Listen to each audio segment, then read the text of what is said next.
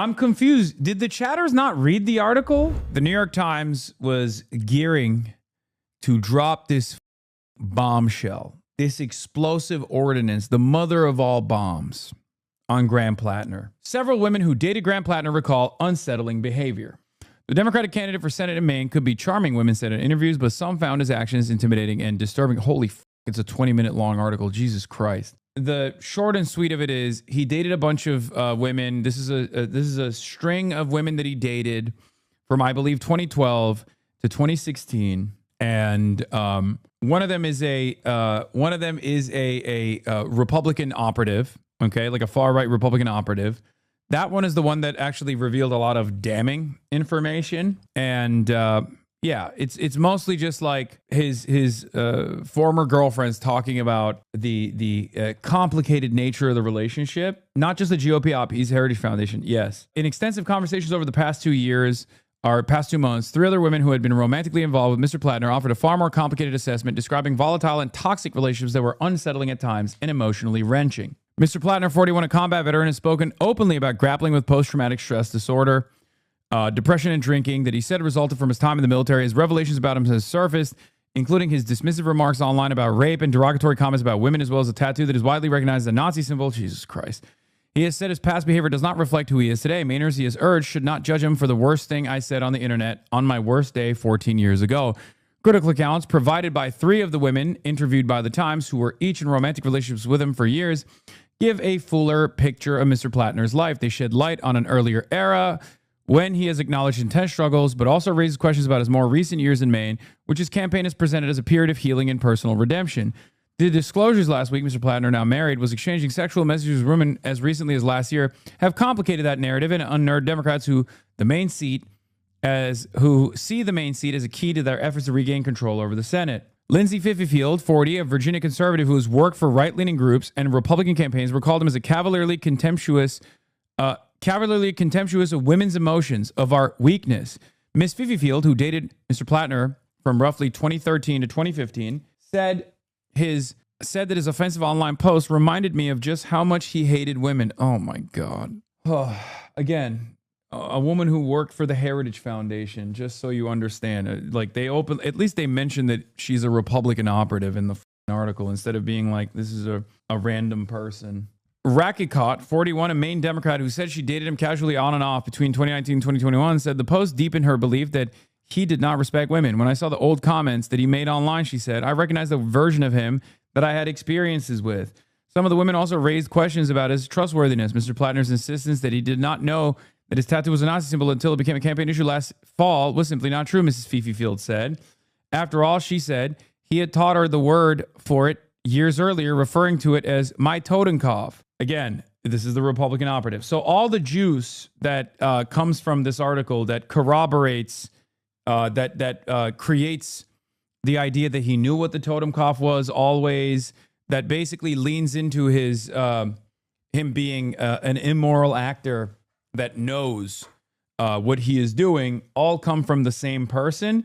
The rest of the stories presented are that he was a dude struggling with PTSD, among numerous other things. There's no corroboration for any of the things that Miss Fifield said. And the reality of the matter is if there's like full knowledge of the Totenkopf, which there could be, again, I don't know.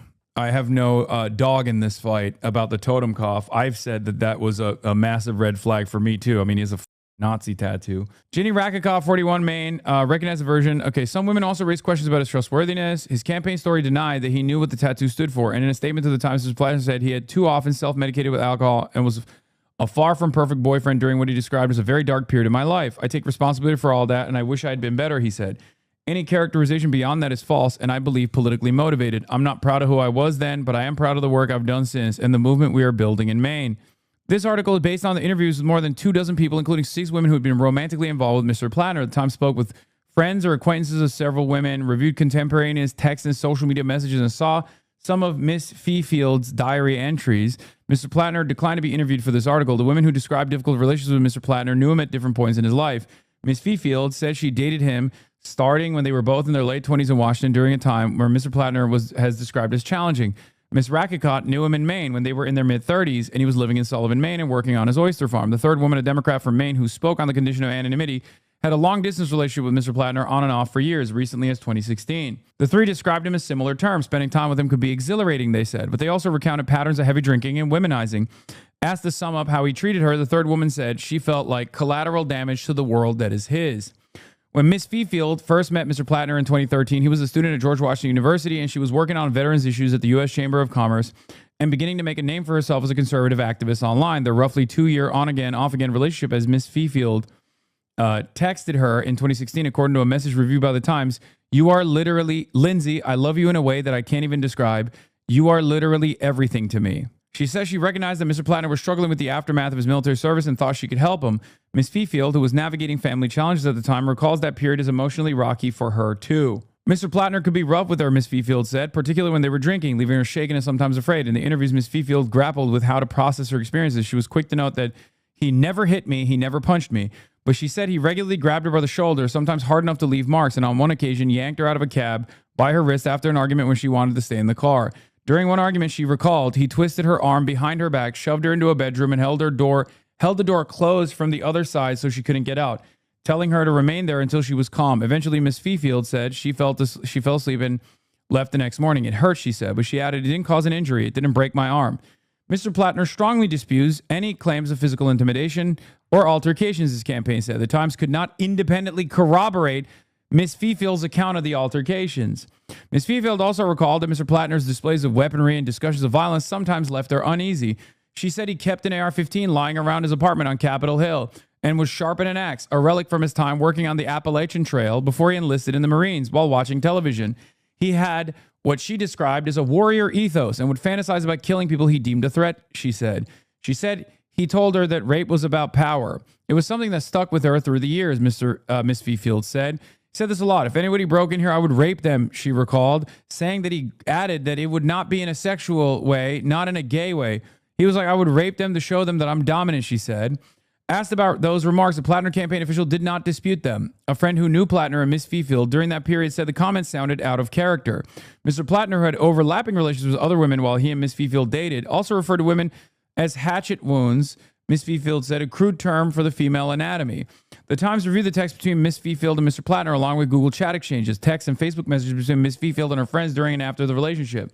The Times also reviewed some of Miss Fifield's diary entries from after the relationship had ended and spoke with two of her friends who confirmed that the pair had an emotionally volatile relationship but could not corroborate the physical altercations or most controversial comments she described. Miss Fifield says she did not expect her friends to offer that corroboration because she did not tell anyone at the time, saying she had been embarrassed. The impact of the relationship on Miss Fifield's life lingered for years, she said. She referred to him in a diary entry in June 2016 as the most toxic, literally abusive man on earth who destroyed my life.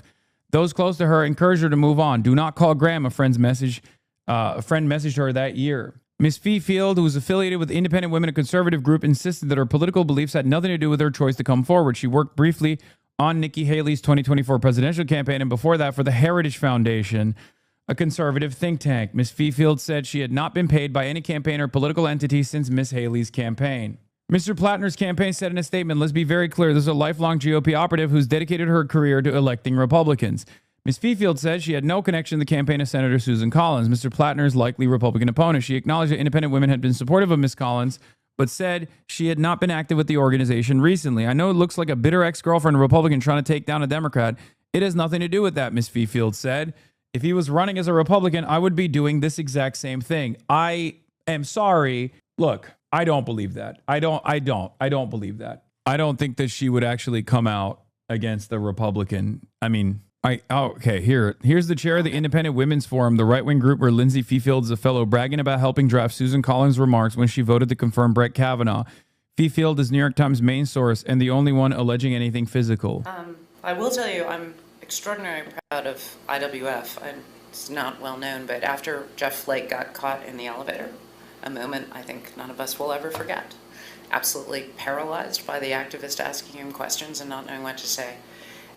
That took literally 3 seconds, by the way. That's incredible.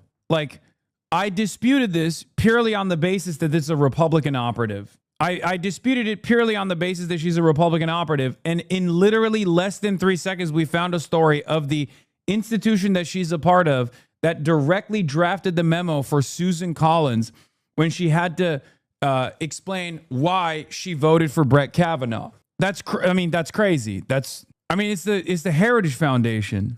By the way, I do also want to remind people that when Roy Moore was outed as a pedophile, the Republicans didn't turn around and go, oh, we should actually drop Roy Moore.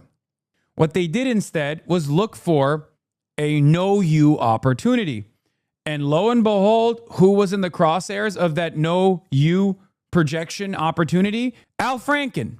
Al Franken was the guy that they chose to dump on. And who did they utilize to dump on Al Franken?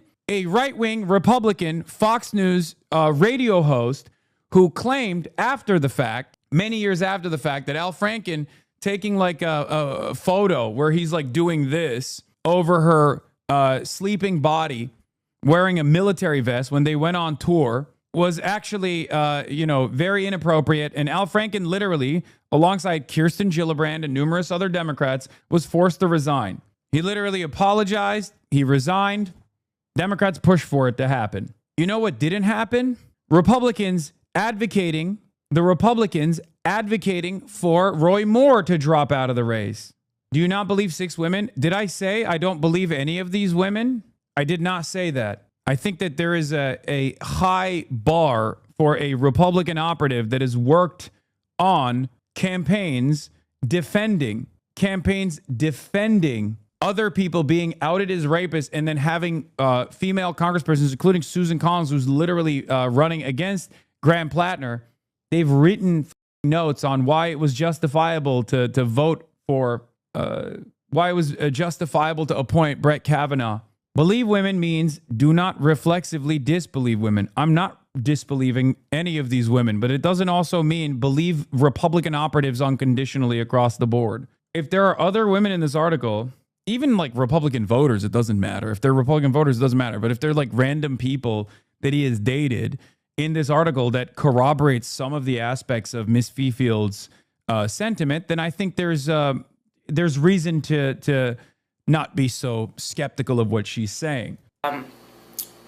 We were approached and they said, can you tell us how to talk about supporting Kavanaugh without alienating the Me Too movement? We wrote a memo.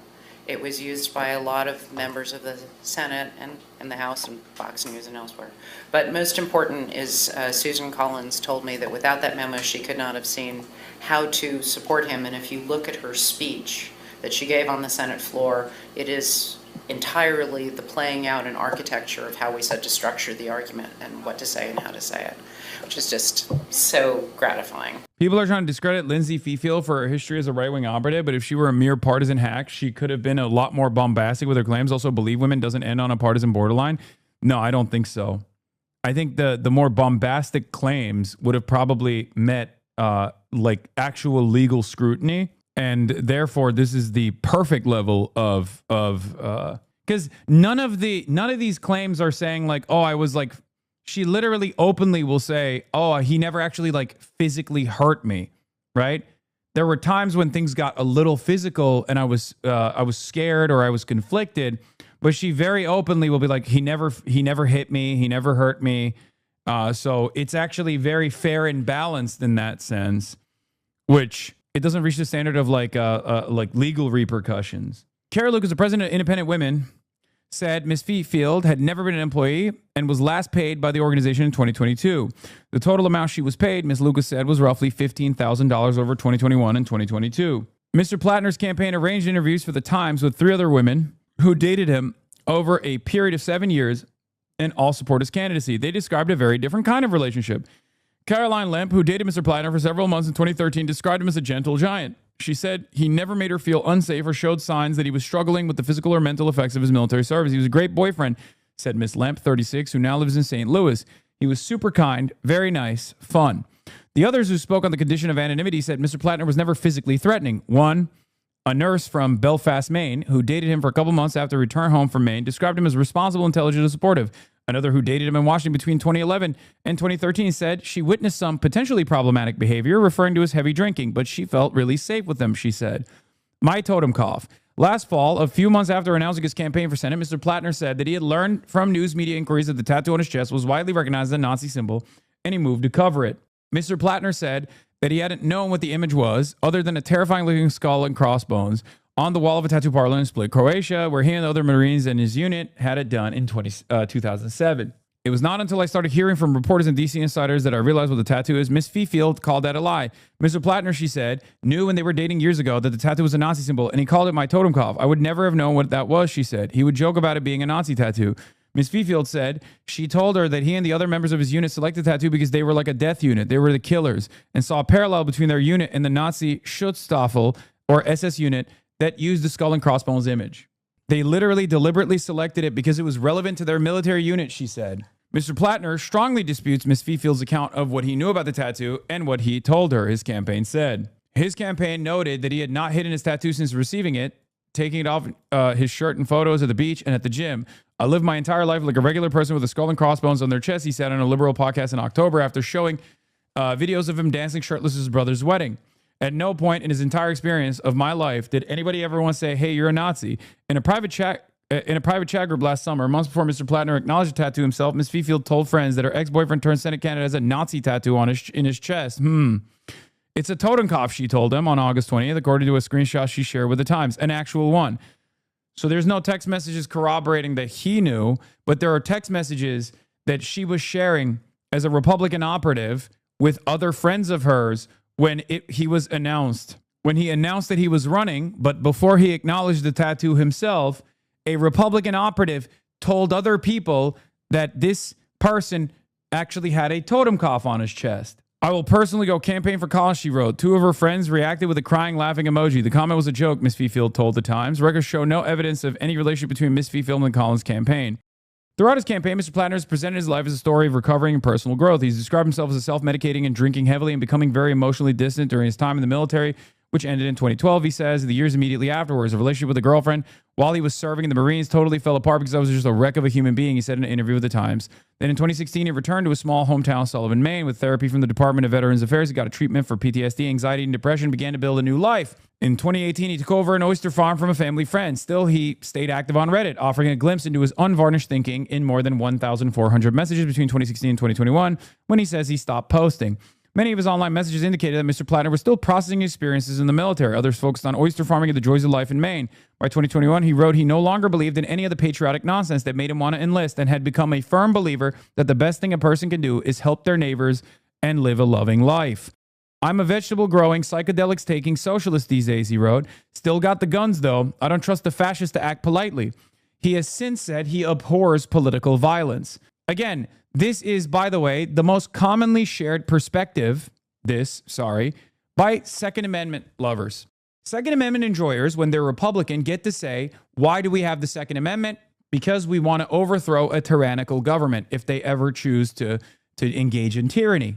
That is the exact same thing, but he's saying it while also claiming that he's a socialist, and therefore it's obviously objectionable, immoral, perhaps the most violent thing anyone could ever say. Remember that. Remember that. Republicans will always say that they have the Second Amendment to protect the First. They believe in the Second Amendment because they will overthrow a violent fascist government, a violent tyrannical government, right?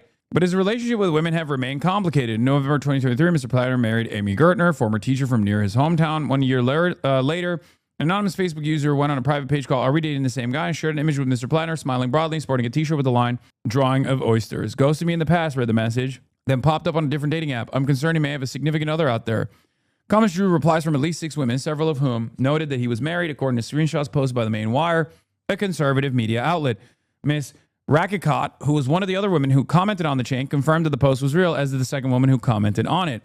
Asked about the post in a follow-up interview in this spring, Ms. Rakicott, who said she agreed with many of Mr. Platner's policies, says she had an off and on relationship with Mr. Platner and had positive memories. But she was not shocked, she said, when she saw the incendiary comments he had made about women that have surfaced during the campaign. I was like, that makes sense. This person does not respect women. Ms. Rakicot also said that in 2021, he arrived at her house drunk after she had asked him not to come over. She declined to elaborate, but says she cut off contact soon after the episode and found his behavior reckless and unsettling. Last week, the Wall Street Journal and the Times detailed Ms. Gertner's efforts to warn his campaign staff about some potentially explosive information in the early days of his candidacy. Her husband, she said, had been exchanging sexual messages with multiple other women.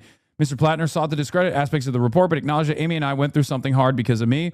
And Ms. Gertner, who had become more visible presence in his campaign in recent weeks, posted a direct-to-camera video defending her husband and her marriage. No marriage is perfect, and I don't want a perfect marriage, she said. I want my marriage, and I want to be married to Graham. On Tuesday, Mr. Platner was asked by Democratic senators, wait, this is the end of the article? That's it? There were a lot of chatters who I don't think read the article and simply claimed that there were some there were corroborating information from other victims. Virtually every other victim, with the exception of one that said, I didn't like that he came to my house drunk, basically said he was fine. He was like, maybe a little bit of a womanizer, and said misogynistic things that correspond to some of his misogynistic statements. And the only damaging information in this article actually comes from the Republican operative. There's no sexual assault allegations. Even the Republican operative is like, he never physically hurt me. There were times when he when he got physical, but he never physically, he never hit me. I want to specify that he never hit me. I'm confused. Did the chatters not read the article? You guys made it seem like he was engaging in rampant abuse, rampant abusive behavior to all of his girlfriends and all this shit. On Tuesday, Mr. Platner was asked by Democratic senators in Washington in private meetings if there was anything else controversial in his background. He assured them there was nothing, but he predicted his adversaries would lie about him, according to a person familiar with private discussions. On the campaign trail, Mr. Platner had consistently worked to reassure voters who had been rattled by what they have read about his messy personal history. He has said he had not lived a very complicated life. I have a lot of ex-girlfriends, he told voters at a town hall in late April. They're all still my friends. This is what I've been saying. It's highly built in an explosive bombshell, and yet the big headline is that Graham is an unsettling behavior. It's not the wave away everything, but it isn't what the New York Times wants it to be. I bet chatters saw how above the fold this was and drew their own conclusions. Wait, why is that chatter saying I didn't read the whole article? Yeah, the parts that I skipped are the first couple of paragraphs that were just introducing Graham Platner, not the actual meat of the article. It was just this. Rumors are spreading, and I briefly glanced at too. Yeah, amid the turmoil, Platner worked the phones. Interview with the New York Times Wednesday, several women did just that, describing Mr. Platner as a fun and caring partner and saying they felt safe with him. Some remain friends with him to this day. Years after their relationships ended, 3 other women who had been romantically involved with Mr. Platner offered a far more complicated assessment, describing volatile. I started reading from this point on. Dismissing a woman because she's Republican is nasty. This is not. Did you guys not hear what I said? There are, if this was a regular Republican voter, which I said, that had a bad relationship with Graham Platner and revealed it, I would not make the same exact assessment.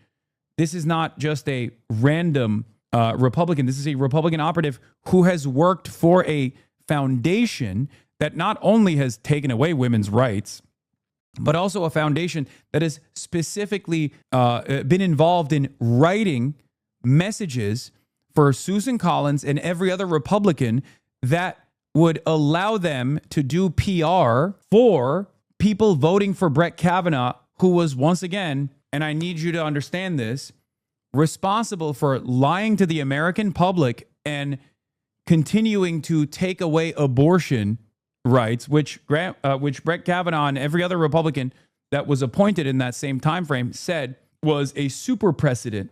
This is one of the dirtiest smear jobs I've ever seen. Completely unsubstantiated claims from a clearly biased person with zero corroborating details. Does the chat believe that Joe Biden's a rapist? He was directly accused of sexual assault, and that was not published in the New York Times. This is crazy to see the New York Times or Washington Post. This is a weird and out of the usual level of proof required for an article like this. Yeah. I think glazing over, showing up drunk to someone's house is a little sus, but that's my only problem. This has the potential to be a very terrifying experience for a woman. No, I agree with that assessment. I think that is the, outside of the claims being made by Fifi Field, which, for the record, are definitely emotionally abusive over a long and extended period of time, that Graham Platner says was a time when he was like drinking heavily, self-medicating, things of that nature. The only other instance that you can potentially point to as corroborating is that he showed up drunk to someone's house, which led to her breaking up with him. And that's it. And that was a different woman? No, that's what I'm saying. That's why I'm saying that could be seen as corroborative of him behaving in a manner that is consistent with someone who doesn't care about the feelings of their partner, of their female partner. Tell me what this article claims any of the other 5 women are claiming. The smooth brain idball chatters here are saying all 6 are being ignored. What are the consequences here are being claimed by anyone other than the operative? Yeah, that's what I'm saying. The other people just said he was misogynistic, or rather said that he, when they saw his Reddit post being unearthed, it reminded them, they said that it was like consistent with his worldview. Yeah, like they interviewed six of his former partners. One was the Republican operative. The other one wasn't. The other one said that there was one instance where he showed up at her house drunk when she said, "Don't come over." That's fucked up. I agree. No defense of that whatsoever. And no defense of any of the other claims that the Republican operative is making either. But they interviewed 6 women, and the other 4 all said that he was a gentle giant. It was a complex relationship, but ultimately they still remain friends. Why is being misogynistic not disqualifying? Do you live in the same planet that we live in, where, like, are you familiar with the American Congress? Or do you come from a matriarchal society where the matriarch runs the show and you just actually landed on U.S. soil? By the standards set forth by the average American congressperson, we just looked at a Republican that boiled his wife. A Republican congressperson from Ohio torched his wife with boiling water and then tried to sue her for defamation, and then had to drop it because it came out that there was an audio note where he openly admitted to it, and also a written note where he apologized for it. The president is Donald Trump. Donald grab him by the pussy Trump. The president has been in a civil trial found liable for sexually assaulting E. Jean Carroll. As far as like a PTSD-addled veteran goes, or as far as like the standards set forth by the average Republican or average Democrat congressman, right? Or even congressperson, really. I want to put Katie Porter on the on stage as well. Katie Porter also abused her husband, ironically enough. Graham Platner he's not even up there in terms of like what Republican and Democrat congresspersons have done. Senator Whitehouse says he's not impressed by the allegations against Graham Platner. Seems like a lot of nothing. I mean, the only one who had anything to say seemed unsettling was a woman who works for right-wing political operations. Now, every goddamn Republican on the planet is going to be like, oh, Democrats love rape. This story is going to turn into, just like with the New York Post, right? By all the fucking psychos, the story will literally turn into Graham Platner actually sexually assaulted all of his girlfriends. They're all actually demanding that he be jailed, and the Democrats are defending him. And some of you chatters will go along with it because you already didn't like him because he was a Blackwater mercenary. So then you're also going to advance it. See? Boom. Democrats have a Me Too problem.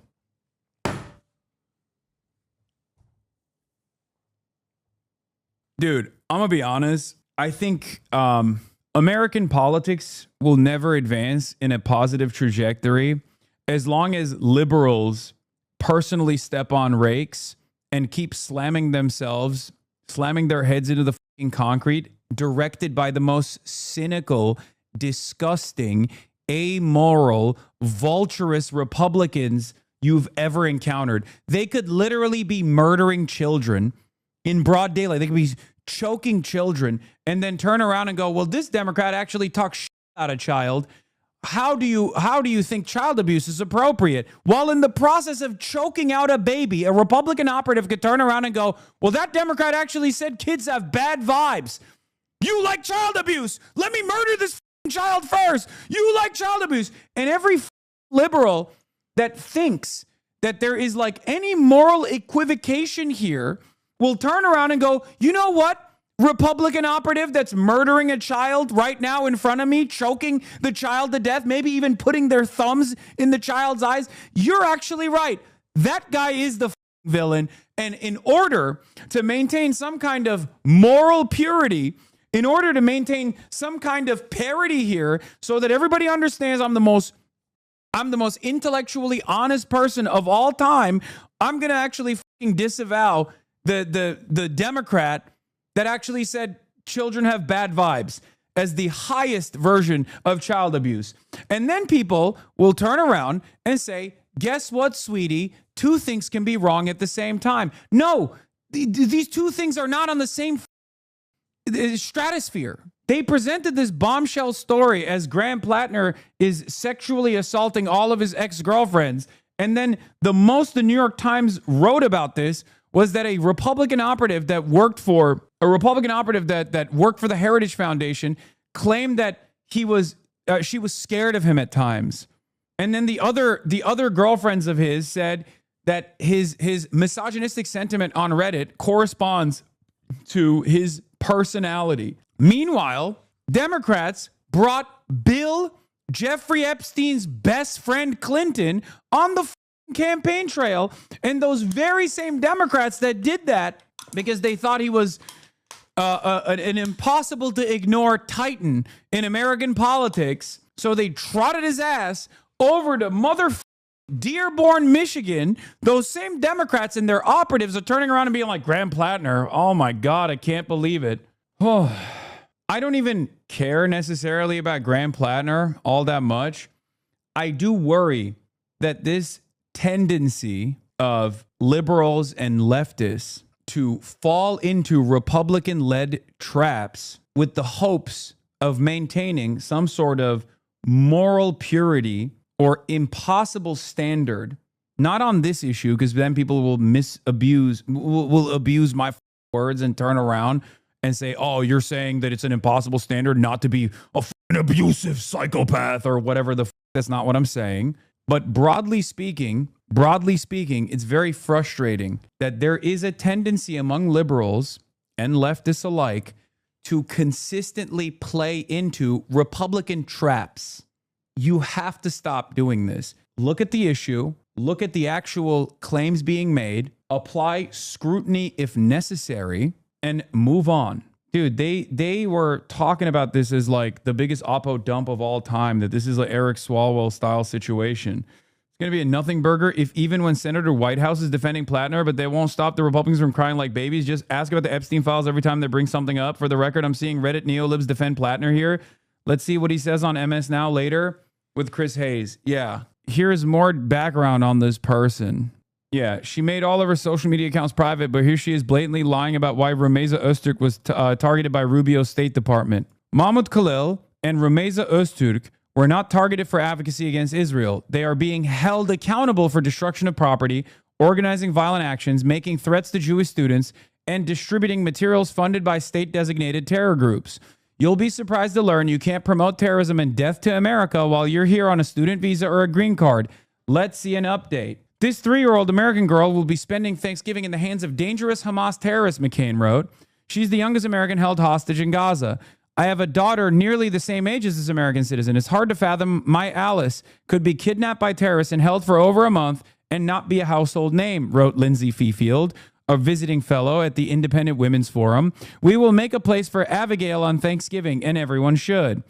Washington, D.C., on the solemn one-year anniversary of the devastating October 7th attacks on Israeli women and girls by Hamas terrorists, Independent Women's Forum, Center for American Safety and Security, is renewing its call for the Biden-Harris administration to take, this is where she worked, to take stronger, clearer action in addressing the surge in violence against women and girls. The Muslim American Leadership Alliance joined IWF in issuing a demand letter. Gillibrand spokesperson said her comments were, "We are still going to win Maine." It's over. It's done. Kirsten Gillibrand was the person responsible for the Al Franken knife job from the Democratic Party side. It's okay. You're going to get, it's done. It's over. You're going to get naysayers from John Fetterman, possibly. John Fetterman, top Platner critic, told me it's time for Maine voters to get behind Janet Mills. I need you to be extra critical going forward of people that are viewed as a threat by the forces of capital and also Israel. If you don't do that going forward, If you don't do that going forward, if you fall prey, if you fall victim to Republican engineering, we will never build a coalition at all, ever. It's not going to happen. It will never take place. It's over. It's done. I'll tell you a story of Karim Khan. Karim Khan is a British lawyer who has served as a prosecutor for the International Criminal Court since 2021. You might recognize him as this handsome bald man. Karim Khan was hand-selected as an appropriate prosecutor to the ICC by those who are sympathetic to Israel. But Karim Khan had a problem. There was far too much evidence that Israel was engaging in war crimes. So Karim Khan, as a prosecutor, started doing his job. Shortly thereafter, Karim Khan had sexual assault allegations. Like almost when he first came in to the job, Israel was like, yeah, this is a good guy. We're fine with him. Far better than the previous prosecutor that we spied on, that we sanctioned, that we got America to sanction.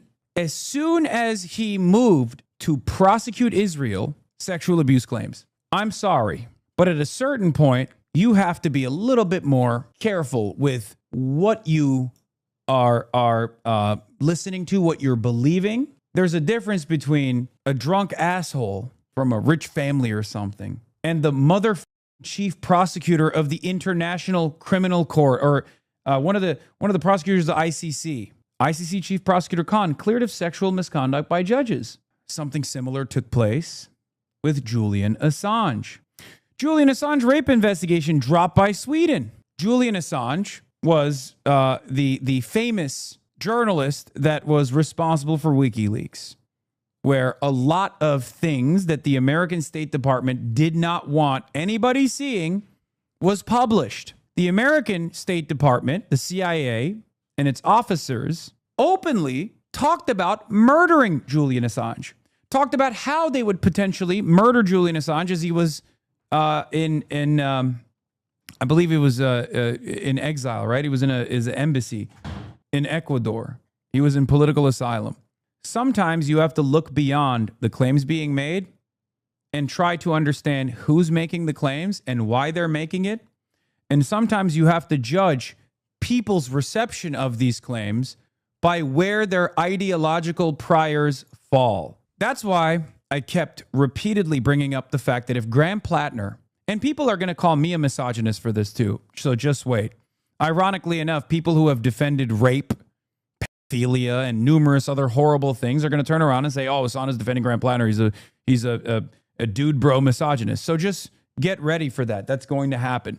You have to be a little bit more critical. In any case, as far as Graham Platner goes, yeah, he's not the best guy. Okay, he's not a good guy. As long as he's a reliable vote for Medicare for all and a reliable vote against Israel, that's the calculation that Mainers are making, I hope, because he will still serve a far better purpose than Susan Collins. I'm reminded of Bernard Sanders' statements. He's not a saint, but I don't see many of those around here. And Bernard is right. Speaking of Bernard, many of you probably don't remember, but he wrote some pervy poems back in the day. If you think I gave a fuck about that shit and leaned into the idea that he was a misogynist for writing pervy poems in his youth, you'd be delusional. Except because I was like, who gives a fuck about some pervy poems that he wrote in like 1913? Are you insane? Everybody said Bernie bros are misogynistic. And it's crazy because he was being freaky unk. He was being freaky unk. Freaky. And pussy too. But people forgot 2016. They forgot 2020.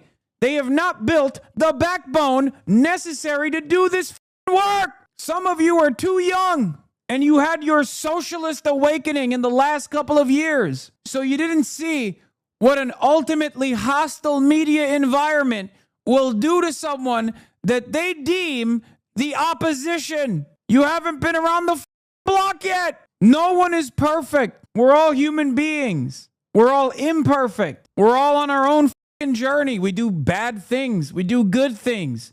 As long as you try to be the best version of yourself every day, that's what matters. Jesus Christ. Focus on the issues. This is why the CIA does not need, the FBI does not need to do COINTELPRO. They don't need it. First FBI leak on Martin Luther King, and half of this chat would have been like, excuse me? Excuse me? Again, not a comparison between Graham Platner and MLK. Before you get on me on that. Not a comparison between Bernie Sanders and MLK. What I'm talking about specifically is about the tendency of a lot of people on the left and liberals to immediately fall for the oppositional framing coming from unbelievably reactionary neo-Nazis. Fascists will run circles around you every single time.